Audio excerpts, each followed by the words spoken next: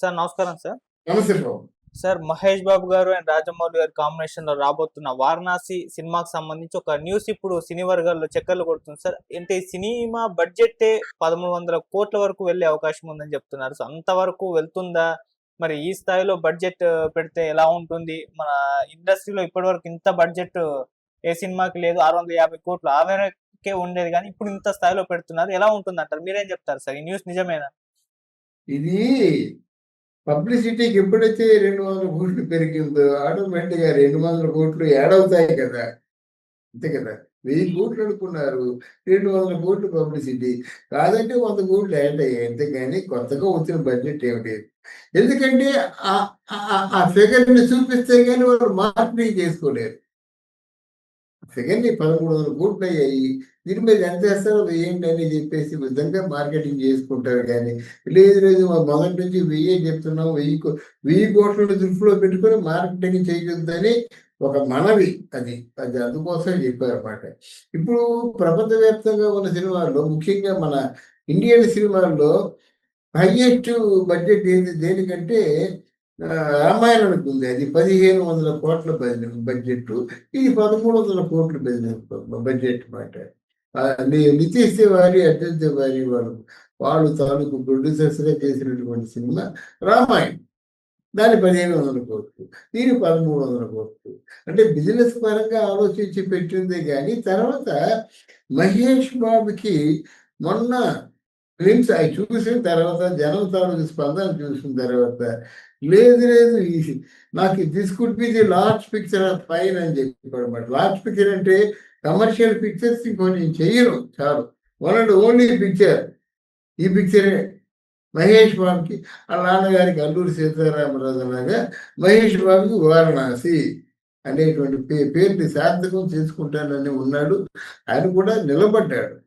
ఆ సినిమా ఆయనకి మతిపోయింది. ఆ సినిమా విజయాన్ని చూసేసరికి అయ్యో ఇది విజయం ఫీస్ట్ కరుణ పండగగా ఉందని చెప్పుకున్నాడు. కనుక ఇంకొక 300 కోట్లు పెరిగింది. దాంట్లో అతిశయోక్తి ఏమి లేదన్నమాట. సినిమా కూడా అలా చేస్తారు, తీపోతున్నారు. కానీ వీళ్ళందరూ కూడా తల మాట అనేసరికి రాజమౌళికి కూడా పౌరుషం ఉంటుంది. కానీ పెద్దవాళ్ళు ఇన్ని మాటలు మాట్లాడతారన్న వీడు తగిన సమాధానం చెప్పాలంటే నోటితో సమాధానం కాదు, వారణాసి సినిమాతోనే సమాధానం చెప్తాను అనే దృష్టితో రాజమౌళి ఉన్నాడు. నోటితో మాట్లాడితే ఏమవుతుంది, సినిమాతోనే మాట్లాడతారు. వీళ్ళే కాలబేరాలకు వస్తారు, దగ్గరికి వస్తారు. అలో మీరంటే మాకు చాలా ఇష్టం అంటారు, మీరు లేకపోతే సినిమా ఇండస్ట్రీ లేదంటారు, రకరకాలుగా మాట్లాడతారు అని ఒకటి అనుకోవాలి. లేదా తప్పకుండా నా కొత్త అనుమానం వస్తుంది, రాజమౌళి ఎదుగుదలని చూసి వారవలేని వాళ్ళు క్రియేట్ చేస్తున్నటువంటి ఇది ఏదైనా కొత్త సమస్య అని కూడా వస్తుంది. ఎందుకంటే ఎవరు నమ్మకు నీరెచ్చినట్టు మాట్లాడకుండా ఉన్నారంటే కొంతమంది ఉద్దేశం కావచ్చు. అలా ఎందుకు అనుకోకూడదు, చూద్దాం.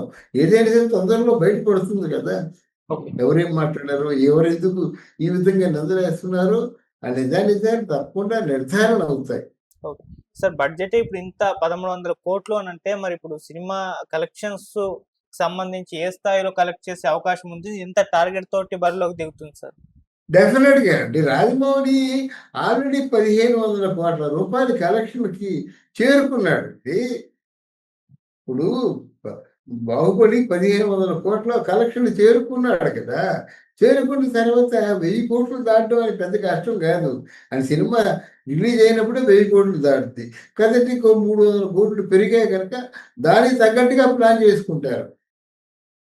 మరి కమర్షియల్గా అమౌంట్ పూల్ ఆన్ చేయడం కానీ ఏదో దానికి తగ్గట్టుగా ప్లాన్ చేస్తారన్నమాట. దానికి తగ్గట్టుగా ప్లాన్ చేసుకుంటారు కనుకనే 1300 కోట్ల రూపాయలు. సరే సార్, వరల్డ్ వైడ్ గా తీసుకెళ్తున్నారు కాబట్టి ఒక 5000 కోట్ల వరకు వేసుకోవచ్చా సార్? 5000 కోట్లు ప్రపంచవ్యాప్తంగా ఉన్న సినిమాల్లో ఏ సినిమాకి కూడా రాదండి. 2000 కోట్లకి రీచ్ అవ్వడమే మనకి గగనం. అది ఈయన తీశాడు, భారతం లేదు, ఆ భారతం సినిమా రీచ్ అవుతుందంటే చెప్పవచ్చు. లేదా రామాయణం చేస్తున్నారు కదా, ఆ రామాయణం సినిమా రీచ్ అవుతుందని చెప్పుకోవచ్చు. అంటే దేశ విదేశాల్లో కూడా కొంచెం మంచి మార్కెట్ ఉంటుంది కనుక. అంతేగాని ఏ సినిమాకి 1000 కోట్లు దాటడం గగనం అండి ఈ రోజుల్లో. అంటే రాజమౌళి తీసిన ఈ 1300 కోట్లు వస్తాయంటే వస్తాయి, ఆల్రెడీ చేరాడు. 1500 కోట్ల క్లబ్ టార్గెట్ చేరుకున్నాడు కనుక వస్తాయని నమ్మకం మనకు ఉంటుంది. 4-5 సార్లు 100కి 100 మార్కులు వచ్చిన వాడికి మళ్ళీ 100కి 100 కాదు 98 మార్కులు వస్తాయంటే 4 సార్లు తెచ్చుకున్నాడు. అది అయితే 4 సార్లు 198 మార్కులు తెచ్చుకున్నవాడికి 5వసారి 100కి 100 మార్కులు వస్తే 98 మార్కులు తెచ్చుకున్నాడు కదా, ఈజీ తెచ్చుకుంటాడు. అదే ఒక అంచనా కోసం మనం మాట్లాడతాము. దాని విషయంలో మనం భయపడవలసింది ఏమీ లేదు. అల్లు అర్జున్ గారి సినిమా కూడా బడ్జెట్ 1500 కోట్ల వరకు వెళ్తుందని అంటున్నారు సార్. మరి నిజమైన అది కూడా? మరి ఆ సినిమా కావచ్చు, వారణాసి కావచ్చు, ఇప్పుడు రామాయణం కావచ్చు, ఇలా 1000 కోట్లకు పైచీలకే బడ్జెట్లు పెట్టి తీస్తున్నారు. మరి ఎలా ఉంటుందంటారు సార్? కబుర్లు అంతేగానండి, లెట్ దెమ్ టాక్ అండి. మాట్లాడితే మాట్లాడదాం. అల్లు అర్జున్ పుష్ప సినిమాలో నటించడం మొదలు పెట్టగానే 300 కోట్లు తీసుకున్నానని చెప్పాడా? తర్వాత చెప్పాడు రిలీజ్ అయిన తర్వాత. అది కాదు, ఎన్ని వందల కోట్లతో సినిమా చేస్తారో చెప్పండి, దాని డైరెక్టర్ ఎవరో చెప్పండి, దాని ప్రొడ్యూసర్ ఎవరో చెప్పండి, అప్పుడు మనం చెప్తాం. మనం ఎనలైజ్ చేసుకోవాలన్నా అది బేస్డ్ ఆఫ్ దీ థింగ్స్ అని చెప్తాం కదా. సో అండ్ సో డైరెక్టరు, ఈయనకి అంతకుముందు 1000 కోట్ల క్లబ్లో చేరాడు. సో అండ్ సో ప్రొడ్యూసరు, ఈయన ఇంతకుముందు 1000 కోట్ల క్లబ్లో చేరాడు. సో అండ్ సో హీరో ఇంతకుముందు 1000 కోట్లలో చేరాడు అని చెప్పుకోవడానికి ఏదో ఆధారాలు లేవు కదా. జవాన్ సినిమా తీస్తాడు అట్లీ డైరెక్టర్, 1000 కోట్లు క్లబ్ లో చేరాడు. షారుఖ్ ఖాన్ కి నేషనల్ అవార్డు వచ్చింది. సో అటువంటి డైరెక్టర్ తో తీస్తున్నారు. మళ్ళీ ప్రొడ్యూసర్ కళానిధి మారన్ సార్, తమిళ ఇండస్ట్రీలోనే అతి పెద్ద డైరెక్టర్, పెద్ద ప్రొడ్యూసర్. సో వీళ్ళ కాంబినేషన్. అవునండి, కరుణానిధి అంటే వాడు నేచర్ ఏమిటి అంటే డబ్బులు ఖర్చు పెడతాడా, బడ్జెట్ని మీట్ అయ్యేటువంటి ఫండ్స్ కేటాయిస్తాడా? వాడి తాలూకు దృష్టి వేరేగా ఉంటుందండి. అందరూ డబ్బులు ఖర్చు పెట్టలేరు. సినిమాని ప్రేమించిన వాడు, సినిమాల గురించి తెలిసిన వాడు, జీవితంలో ప్రతి నిమిషం కూడా సినిమాని తలపోసుకున్నవాడే వాడు ఖర్చు పెడతాడు. డబ్బున్నోడు ఎవరు ఖర్చు పెట్టు. ఎంతోమంది సారాయి పట్టీలో ఉన్నవాళ్ళు 1000 కోట్లు పెట్టగలరు, కానీ సినిమా గురించి తెలియదు. ఓ 100 కోట్లు పెట్టగానే డబ్బు నీలప్రాయంగా ఖర్చు పెట్టేస్తున్నారండి. మీకు మా సినిమాకి సంబంధం లేదు, పోనీయండి, 100 కోట్లు పోతే పోయింది, లేదా 900 కోట్లు కూడా లాభం అనుకుంటారు అనమాట. అట్లాంటి బాధ్యతలు కూడా ఉన్నారు. మరి ఈ అల్లు అర్జున్ సినిమా ఏ సినిమా, కథ ఏమిటి, ప్రొడ్యూసరు ఎంతవరకు చేయగలుగుతున్నాడు, ఎక్కడ షూటింగ్ చేస్తున్నారు, అలాగే డైరెక్టర్ గారు కూడా అట్లీ కదా డైరెక్టర్, అదే చెప్పారు మీరు. అట్లీ సినిమాలు అన్ని హిట్ అవ్వలేదు కదా. కొన్ని సినిమాలు డిసప్పాయింట్ చేసినవి ఉన్నాయి. ఆ డిసప్పాయింట్ చేసిన సినిమాలో అర్జున్ సినిమా లాంటిది డిసప్పాయింట్ చేయొచ్చు కదా, ఎందుకు అనుకోరు? ఆయన రాజమౌళి కాదు. సినిమాల మించి సినిమా హిట్ అవుతూ ఒక్కొక్క మెట్టు ఎక్కుంటూ పోవడానికి ఆయన అట్లే, ఈయన రాజమౌళి.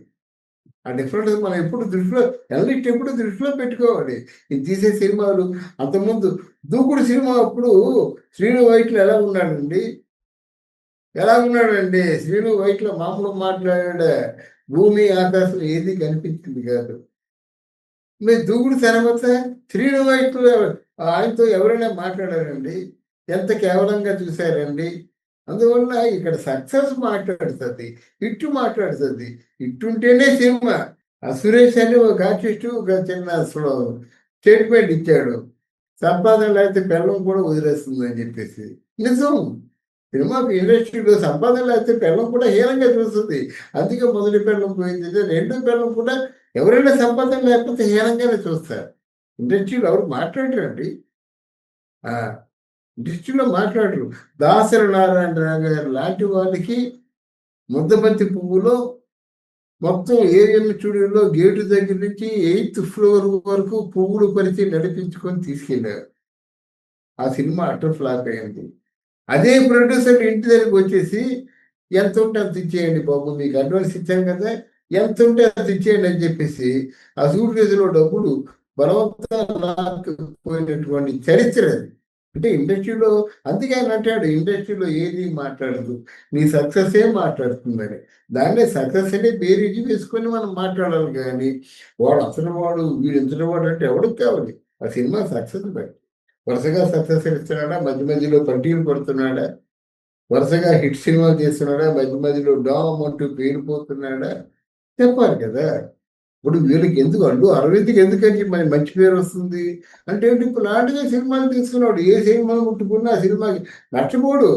చిన్న సినిమా కొనుక్కున్నా లాభిస్తాడు, పెద్ద సినిమా కొనుక్కున్నా లాభిస్తాడు, కాంతార కొనుక్కున్నా లాభిస్తాడు అన్నమాట. అది ఎక్స్పీరియన్స్. అంటే దట్ కౌంట్స్ అంటారు ఎక్స్పీరియన్స్ అన్నమాట. ఆయన ఈ సినిమా పరిశ్రమలో ఉన్నటువంటి ఎక్స్పీరియన్స్ ఆయన చేత సజావుగా సక్సెస్ఫుల్ బిజినెస్ చేయిస్తున్నాయి అన్నమాట. మన ఎక్స్పీరియన్స్ కౌంట్ చేసుకొని మనం అంటే ఎనలైజేషన్ చేస్తాం కానీ ఏదో అట్టి సినిమా చేస్తున్నాడు ఏదో స్టాలిన్ మన కరుణానిధి స్టాలిన్ వాళ్ళ తాలూకు మనవడు సినిమా చేస్తున్నాడు అనుకుంటే దాన్ని మనం తీసుకోలేము. అలాగైతే ఈరోజు తమిళనాడులో పెద్ద హీరో అయిపోయి ఉండేవాడు, తమిళనాడులో పెద్ద ప్రొడ్యూసర్ అయిపోయి ఉండేవాడు. మరి అంత డబ్బు పెట్టుకున్నాడు, ఎందుకు హీరో అవ్వలేదండి? ఈ ప్రశ్న సమాధానం చెప్పండి. అంత డబ్బు ఉంది, అంత పరపతి ఉంది, ఎందుకు హీరో అవ్వలేకపోయాడు? ఎందుకు పెద్ద గొప్ప సినిమాలు తీయలేకపోయాడు అనేటువంటి ప్రశ్న వస్తుంది. ఆ ప్రశ్నకి మన సమాధానం ప్రస్తుతానికి చెప్పలేదు. Thank you so much sir. నమస్తే.